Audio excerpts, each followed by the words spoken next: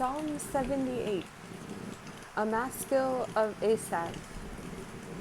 O my people, hear my teaching, listen to the words of my mouth.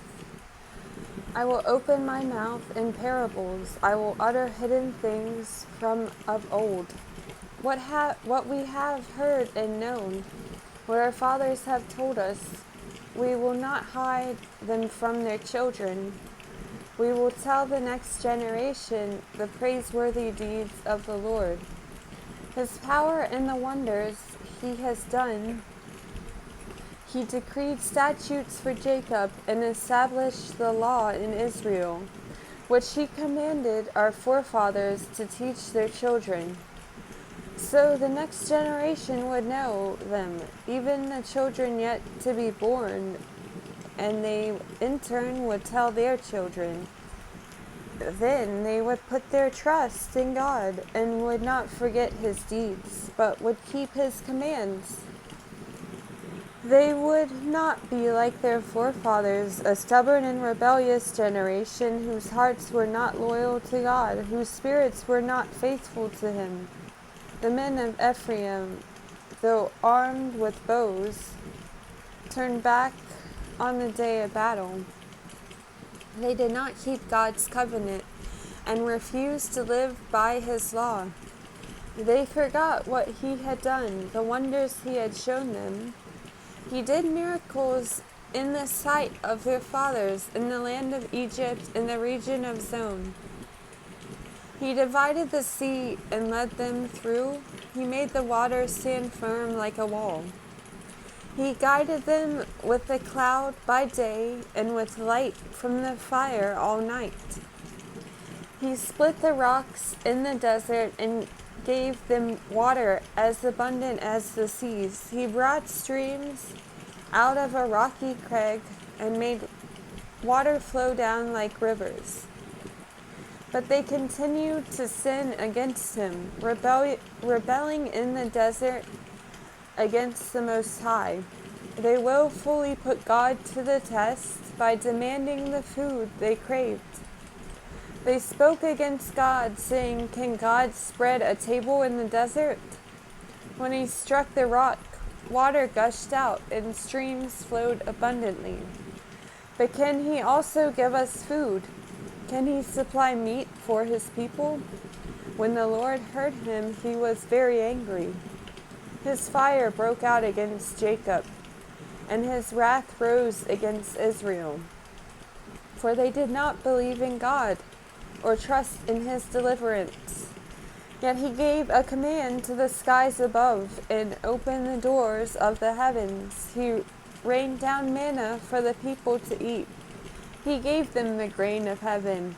Men ate the bread of angels. He sent them all the food they could eat. He let loose the east wind from the heavens and led forth the south wind by His power. He rained meat down on them like dust, flying birds like sand on the seashore. He made them come down inside their camp.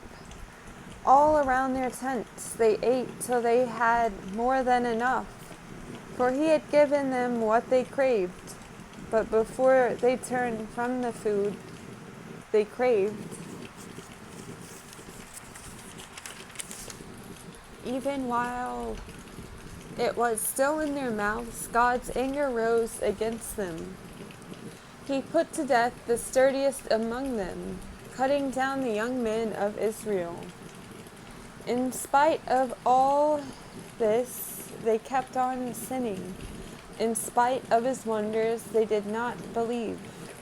So He ended their days in futility and their years in terror. Whenever God slew them, they would seek Him. They eagerly turned to Him again. They remembered that God was their rock, that God Most High was their Redeemer. But then they would flatter Him with their mouths, lying to Him with their tongues. Their hearts were not loyal to Him. They were not faithful to His covenant.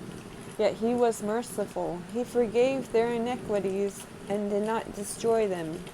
Time after time He restrained His anger and did not stir up his full wrath. He remembered that they were but flesh, a passing breeze that does not return. How often they rebelled against him in the desert and grieved him in the wasteland. Again and again they put God to the test. They vexed the Holy One of Israel. They did not remember his power. The day he redeemed them from the oppressor, the day he displayed his miraculous signs in Egypt. His wonders in the region of Zone, he turned their rivers to blood. They could not drink from their streams. He sent swarms of flies that devoured them, and frogs that devastated them. He gave their crops to the grasshopper, their produce to the locust. He destroyed their vines with hail, and their sycamore figs with sleet.